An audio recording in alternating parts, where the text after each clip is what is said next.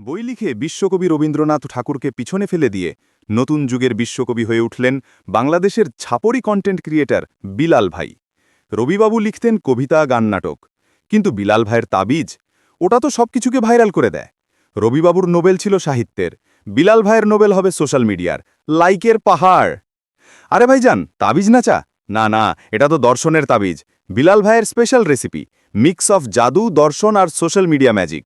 রবিবাবু লিখতেন কোথায় পাবো তারে, বিলাল ভাই বলেন তাবিজ নিলে সব পাবে তারে। মানসম্মান শেষ হয়ে গেছে, বইয়ের মধ্যে লুকিয়ে রাখা দরকার নেই ভাই। এই তাবিজ নিলে তোমার মানসম্মান আকাশ ছুঁয়ে যাবে। লোকে বলবে ওই দেখো বিলাল ভাইয়ের চালা, তার ভিডিও তো মিলিয়ন ভিউ। রবিবাবুর মতো সম্মান, কিন্তু টাকা বেশি। ভাই বেশি বাড়েন না, বুঝেন নাই তো?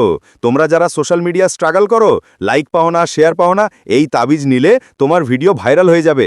টিকটক, ফেসবুক, ইউটিউব, ইনস্টা সব জায়গায় টপ ট্রেন্ড। রবিবাবুর গান ভাইরাল হয়েছে, কিন্তু বিলাল ভাইয়ের তাবিজ নিলে তোমার মিম ভাইরাল। সোশ্যাল মিডিয়াতে আমার মাইন্ড কেউ বুঝতে পারে না, কারণ এটা আলাদা লেভেলের দর্শন। লোকে বলে দর্শন কি, বিলাল ভাই বলেন দর্শন হলো তাবিজ, যা তোমার লাইফ চেঞ্জ করে। এখন যে চালাবেলাগুলো আছে তারে মনে করো কিচ্ছু না।